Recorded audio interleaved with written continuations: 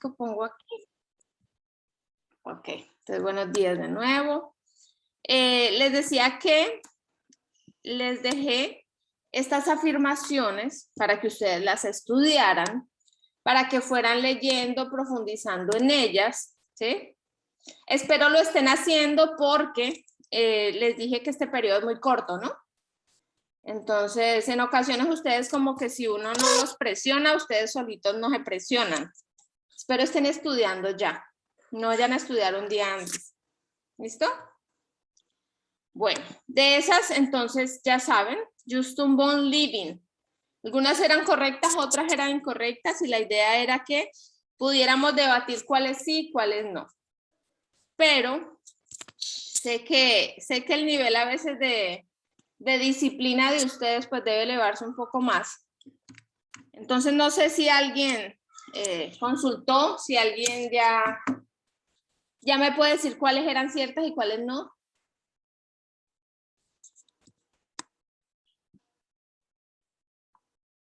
La ley del mínimo, que es la que dice que no sé explicarla bien, pero sí sé que dependiendo del nutriente que menos tenga la planta, va a ser como de donde tenga como ¿La planta o el suelo?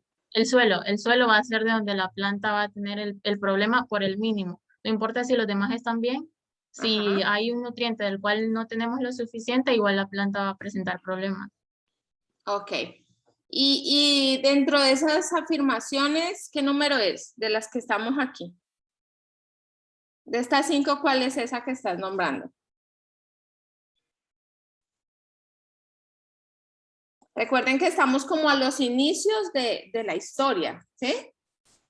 Entonces está muy bueno tu aporte y luego vamos a hablar un poco de eso, que realmente en varios libros de prestigio realmente atribuyen no como la ley del mínimo a Justin Bond Living, sino como el que la escribió, más no como el que la desarrolló.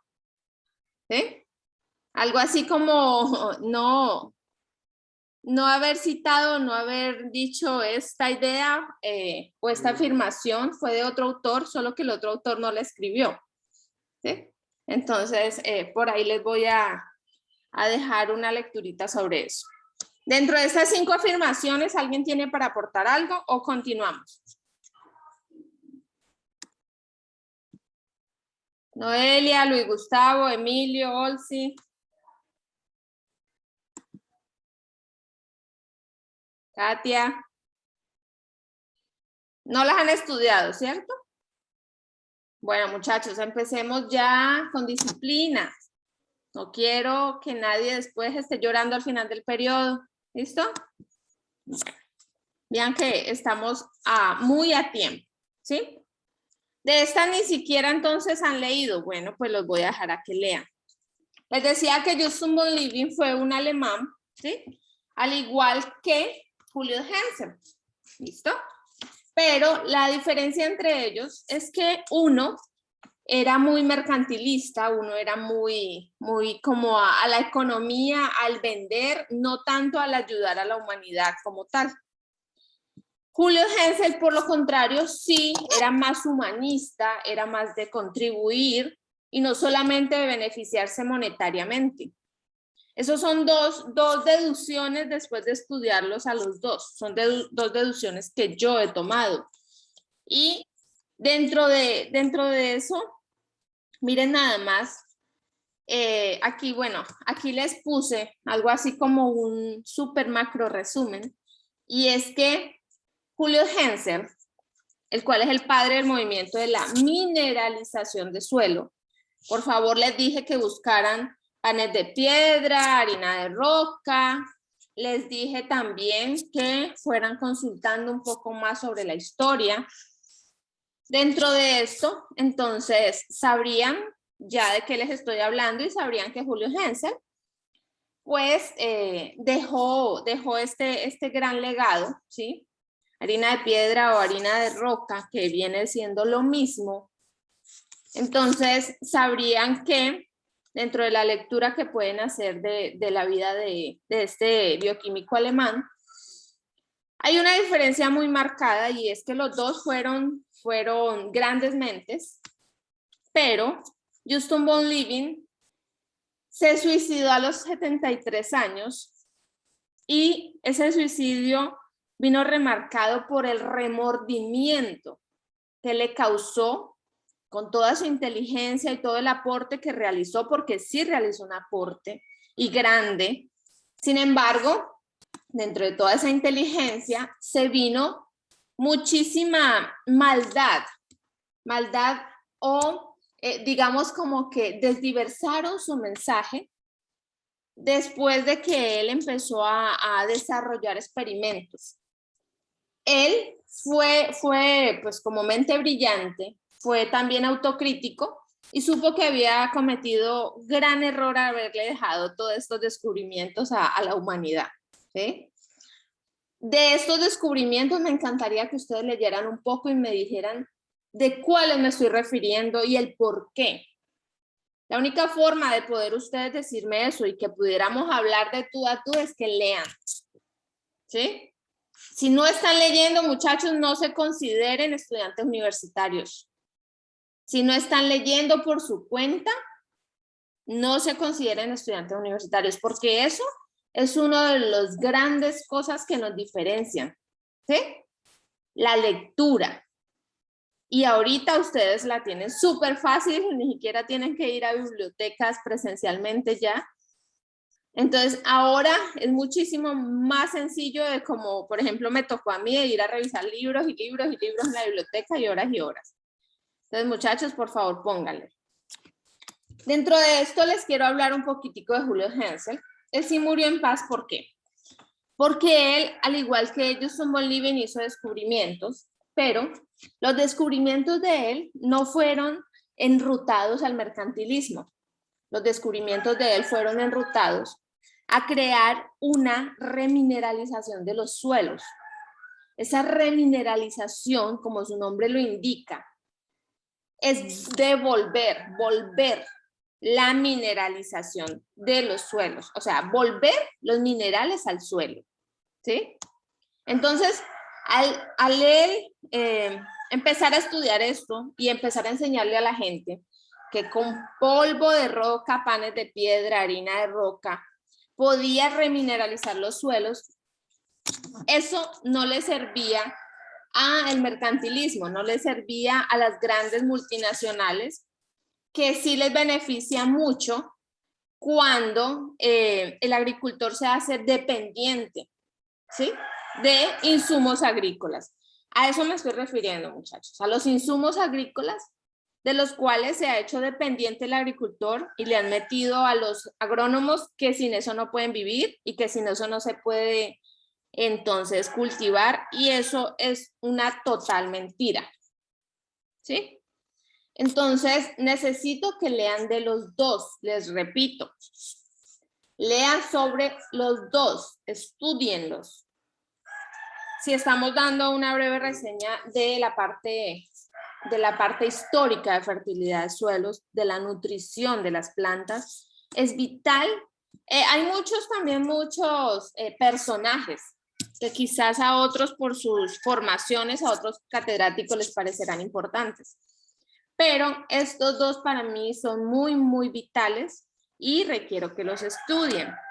Son tan vitales que les traje un poquito más de Julio Hensel, ¿sí?, para que fueran mirando.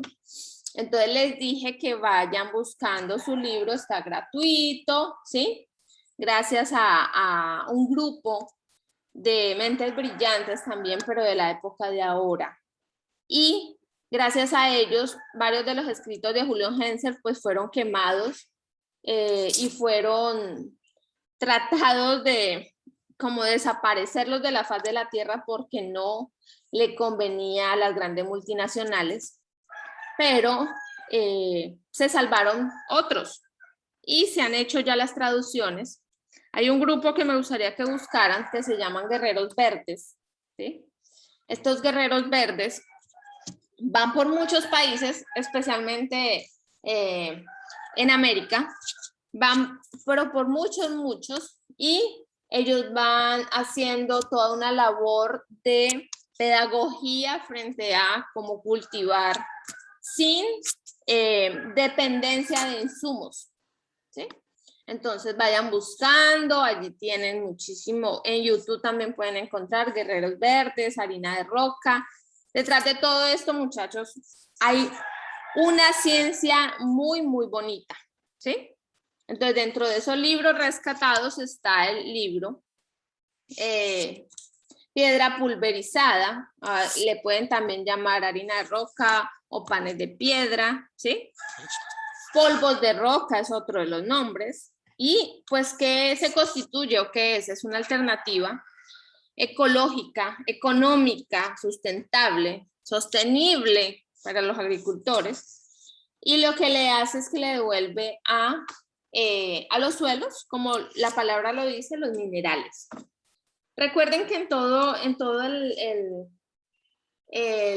digámoslo así, el pastel de un suelo ideal, tenemos 5% de materia orgánica, pero tenemos también un 45% de minerales, ¿sí? Requeridos entonces para que las plantas puedan nutrirse.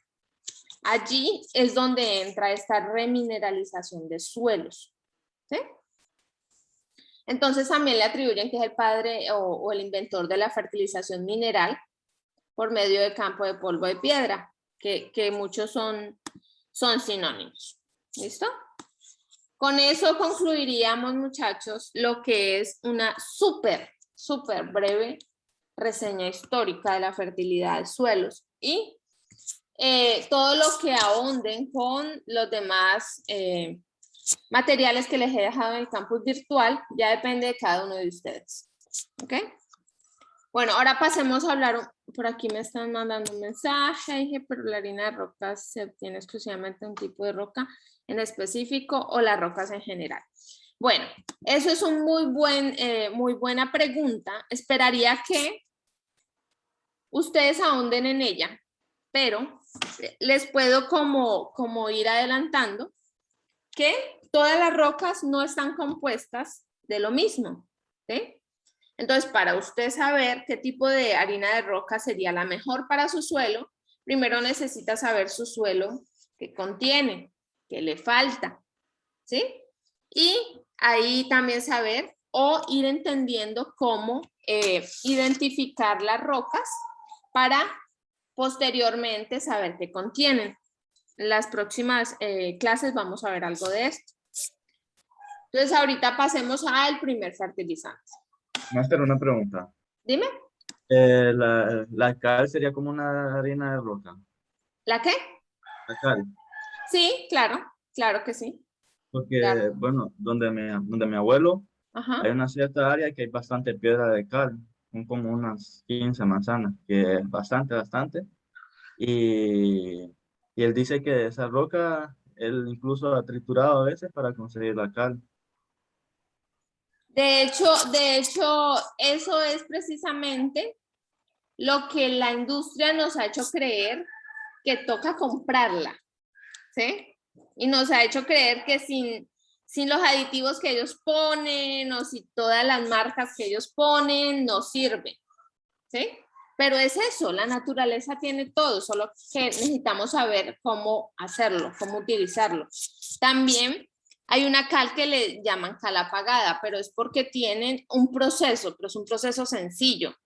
Lo más importante en esto de las harinas de roca, muchachos, es el mesh o granulometría. Mesh o granulometría. ¿Por qué? Porque la mineralización, para que llegue hasta ese mesh, hasta esa granulometría súper pequeñita, para que lo entiendan.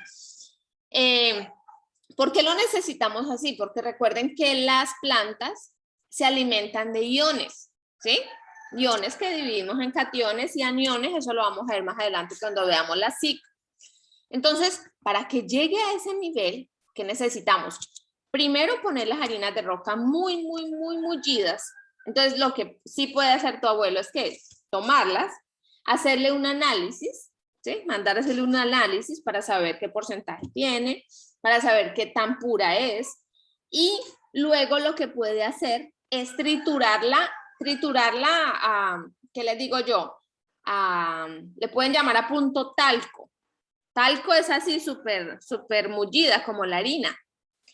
Él ya mandó a hacer eso y cuando mandó a hacer eso, más bien se ofrecieron a comprarla para hacer una mina de cal de ahí.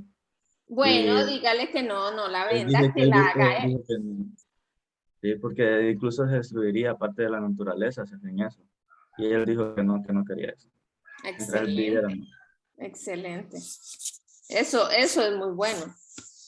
Pero podría contribuir mucho también porque entonces él tiene suelos altamente calcáreos.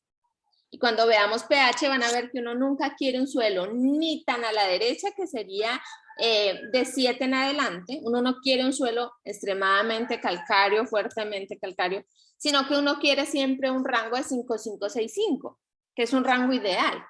Entonces él sí podría beneficiarse de pronto de una parte, podría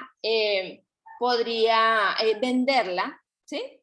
Y ahí estaría contribuyendo a que suelos ácidos como el norte del país regulen su pH, que más o menos andamos en 4.3, 4.4, 4.5, o sea, son suelos extremadamente ácidos que les caen muy bien los carbonatos de calcio, que son las cales. Y eso lo vamos a ver después cuando veamos también encalado. Entonces van a entender un poco más por qué esas reacciones, por qué a lo ácido entonces les caen muy bien los carbonatos de calcio y por qué a los suelos altamente calcáreos les cae muy bien, digamos, materia orgánica. La naturaleza de la materia orgánica es de residualidad ácida, pero uno puede con cierto conocimiento entonces hacer bocachis o hacer materia orgánica con residualidad más ácida, por así decirlo, ¿sí? O más alcalina, eso dependiendo. Alcalina no le digamos tanto, hasta neutralidad podemos llegar como a 7. Eso dependiendo de las materias primas con las que hagamos bocachi, ¿sí? Que esa es una de las prácticas que ustedes van a tener que hacer, pues en la modalidad que estamos, pues entonces obviamente a nivel de sus posibilidades y dentro de sus predios, ¿sí? Bueno, todo eso, Emilio, lo van a ir entendiendo un poco más cuando veamos la CIC, cuando veamos pH, cuando veamos entonces enmienda, ¿sí? Que es una de la enmienda que pues se le presta mucha atención porque la mayoría de los suelos acá son ácidos, ¿sí? Pero también hay para suelos calcáreos, porque siempre necesitamos cómo mantener nosotros ese rango ideal, ¿sí? Ese rango ideal que es de 565, les voy como adelantando. ¿Ok? Bueno, muy bien. Pasamos entonces a lo que es el primer fertilizante, ¿sí? Van a ver, les voy a dar acceso a uno de los documentales, de los mejores documentales para mí.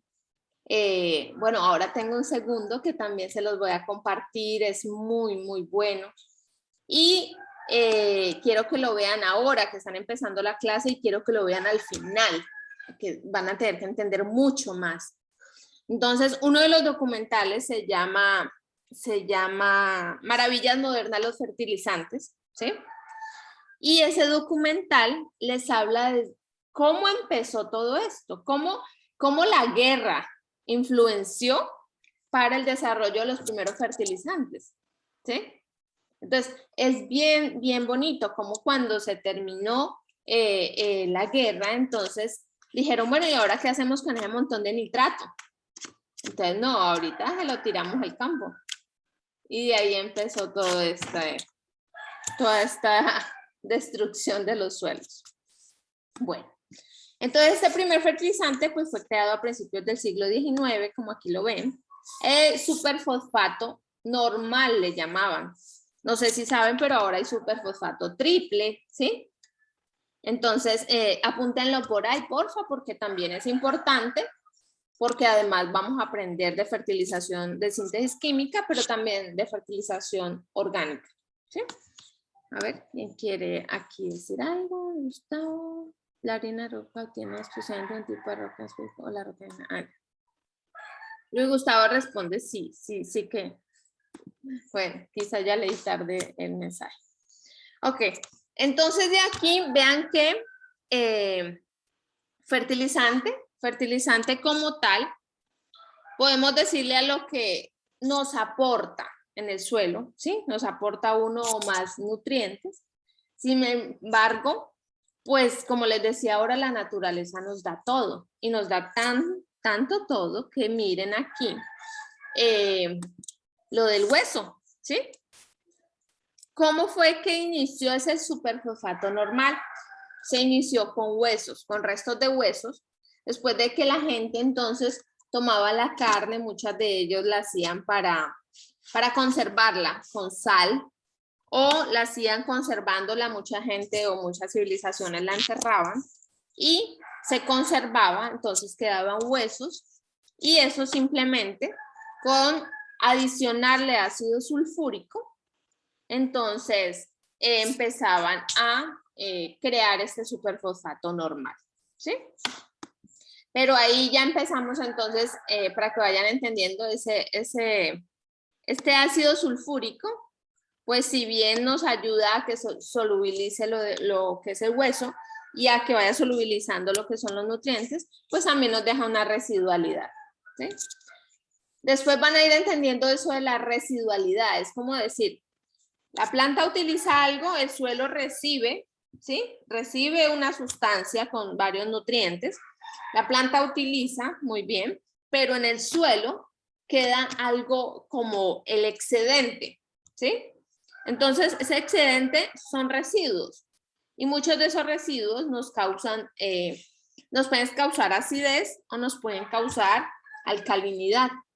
Y eso es lo que se empieza a acumular a través del tiempo de la gente utilizarlos, y ahí es que tenemos graves problemas porque se empieza a distorsionar los pH, se empiezan a matar macro, meso y microorganismos, y empezamos entonces el ciclo de la destrucción, que lamentablemente lo continuamos hasta esta época, a una hora que nos creemos disque pensantes e inteligentes. Bueno, entonces, de allí, del superfosfato normal, pasamos a las fuentes nitrogenadas. Las fuentes nitrogenadas, muchachos, los vamos a ver todo el periodo prácticamente. El nitrógeno, pues bien saben, y eso lo vamos a ver en el segundo parcial, que es uno de los macronutrientes al cual más se le presta importancia, pero aparte de ser muy importante, básico, imprescindible para la planta, también ha sido un dolor de cabeza para poderlo aportar al suelo. Por eso los fertilizantes de síntesis química han desarrollado, todas estas empresas que se dedican a ello, han desarrollado excelentes formas para inhibir o permitir que haya mucha más eficiencia de los fertilizantes nitrogenados, o sea, de las fuentes que le aportan a la planta nitrato y amonio. El nitrito es tóxico para la planta. Pero después vamos a ver también dentro del ciclo del nitrógeno cómo es que pasa esto, ¿sí? Tenemos que ver ciclos de nitrógeno después cuando veamos los nutrientes. Y aquí entonces se inició a hablar ya de los que son los nitratos, ¿sí? Y el amonio. Esos nitratos, para que lo vayan teniendo en cuenta, son las dos formas de absorción del nitrógeno, las dos formas de absorción de la mayoría de plantas, ¿sí? Entonces, para que vayan teniéndolo en cuenta y lo vayan aprendiendo, apúntenlo por favor.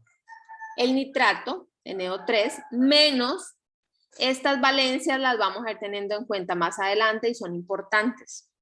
Entonces, este nitrato, ¿sí? NO3 menos, y está el amonio que es NH4 más, ¿sí? Eso es importante porque luego vamos a ver algo que se llama redox, que son procesos de oxidorreducción cuando los suelos están inundados. Entonces, allí funciona muchísimo. Además, los procesos de asimilación de la planta pasan por todas estas sustancias. Si tienen alguna pregunta, bien saben que me pueden interrumpir cuando quieran, ¿ok? Bueno, de aquí entonces se inició con lo que es el nitrato de calcio. Ya vean que el nitrato de calcio, ¿qué nos aportará? Bueno, su nombre lo dice, nos aporta nitrógeno y nos aporta calcio, ¿sí? NPK son macronutrientes y ya el calcio hace parte, junto al azufre y el magnesio, hacen parte de los macro, pero secundarios. ¿Listo? Pero igual macronutrientes. Ok, entonces empezó a desarrollar eso, lo que son los nitratos, nitrato de amonio, que entonces, miren que el nitrato de amonio, pues nos tiene las dos formas, ¿sí? Son de las mejores formas para que la planta lo asimile. Cuando les dé una charlita, les doy una charla básica de lo que es hidroponía.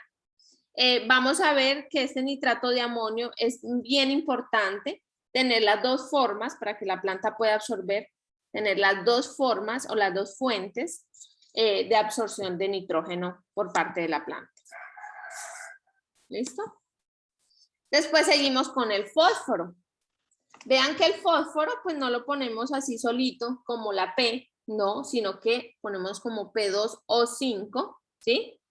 Y también dentro de sus formas de absorción, pues después las vamos a ver, son dos. Y también tenemos que ver allí las valencias. Aquí por favor leen esto, la producción moderna de fertilizante químico comenzó en 1842. Vean desde cuándo viene.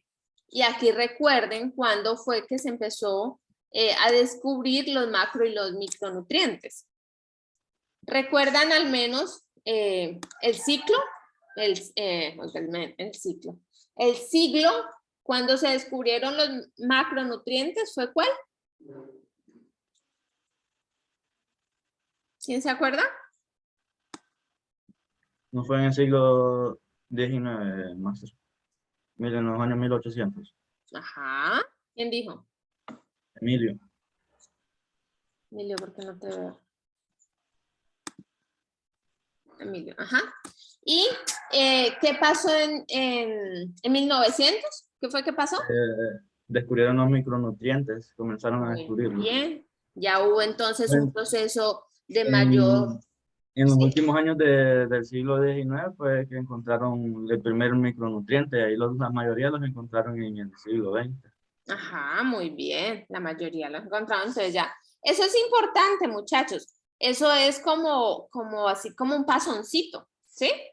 Porque la idea no es que ustedes aquí se empiecen a aprender cosas de memoria, pero sí que empiecen a relacionar unas y otras, ¿sí? Eso es lo mínimo que podrían relacionar, ¿sí? Lo único que sí deben de tener en cuenta en este capítulo es que al menos deben de saber concretamente qué fue lo que hicieron por lo menos los personajes históricos que les estoy presentando, porque es lo mínimo, ¿sí? Es lo mínimo. Si vieran, nos ponemos a estudiarla más a profundidad, también hay otros personajes importantes, ¿sí? Entonces, esto es lo mínimo que deben de al menos recordar o al menos entender cómo fue esa evolución, cómo fue la evolución que ahora ya pues tenemos o conocemos y utilizamos, ¿no? Entonces, miren que este fósforo empezó en 1842, ¿sí? Y aquí tenemos a ¿quién? A Lauges, ¿sí? Resumió un proceso de tratamiento de la roca de fosfato con ácido sulfúrico. Aquí volvemos a ver el ácido sulfúrico, que es uno de los que más se utilizan, pero para lo que les decía, para esa disolución, ¿sí? Y aquí, miren que tomaron eso de la naturaleza, la roca de fosfato, ¿sí? Otros también es roca fosfórica, pero para poner soluble esos fosfatos, entonces lo que hacemos, o lo que hace la industria es que le aplica ácido sulfúrico, ¿sí? Y allí entonces tenemos un superfosfato. ¿Listo? Superfosfato. Ese nombre se conoce hasta ahora, ¿sí? Entonces es bien importante que vayan como teniendo la mínima noción, ¿sí? De los fertilizantes. Bueno, aquí también tenemos otro que es el fosfato de amonio. El fosfato de amonio, ¿qué nos aportará? A ver, ¿quién me dice? ¿Cuáles son las dos formas de absorción del nitrógeno? Las acabé de decir. Por medio del nitrato y el amonio. Ajá, nitrato de amonio.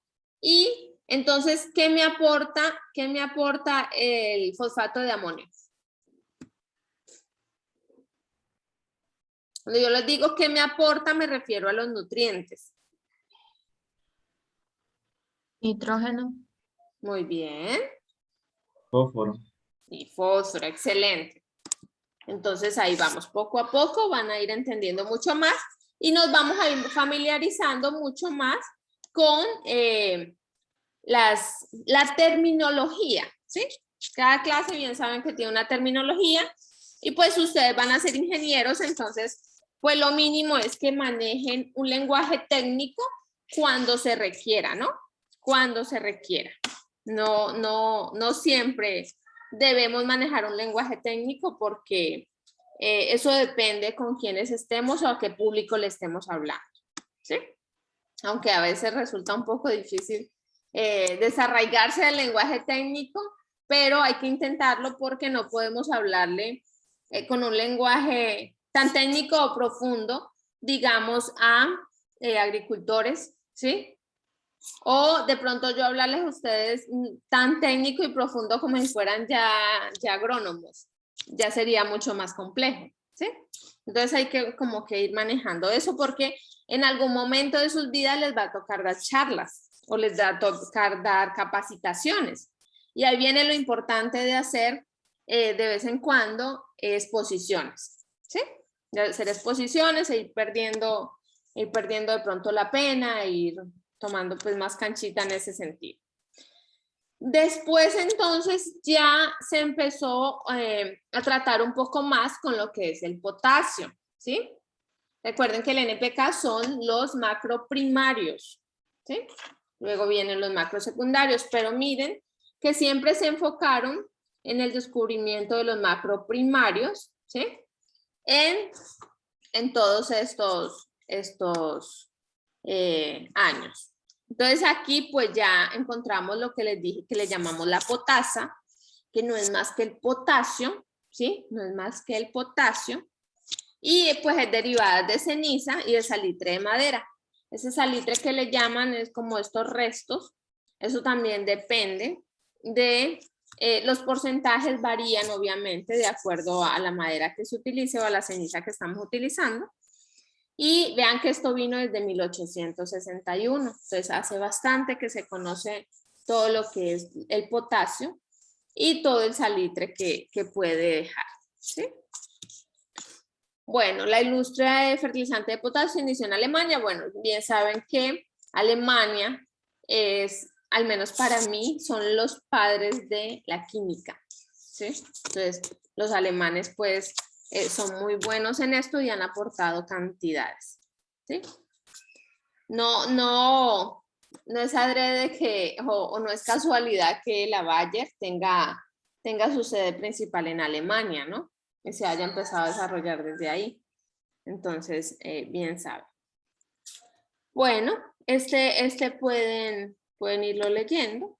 Y aquí una de las que más se utiliza, ¿sí? Que, bueno, ya nos va a sacar el sistema, por favor se meten al mismo link. Aquí entonces las que más se utiliza, que es la urea o urea, que le llaman otros. Y importante, ¿qué aporta ella? El nitrógeno. Muy bien, nitrógeno, ¿sí? Y les dejo una incógnita. ¿Lo aporta por qué ruta? ¿Amonio o nitrato? Muy bien, Luis Gustavo, nitrógeno. Les dejo esa incógnita. Cuando aplicamos la urea, ¿cómo es esa transformación? Interesante, ¿sí? Y viene pues de la década de 1950, ¿sí? Miren, ¿desde hace cuánto?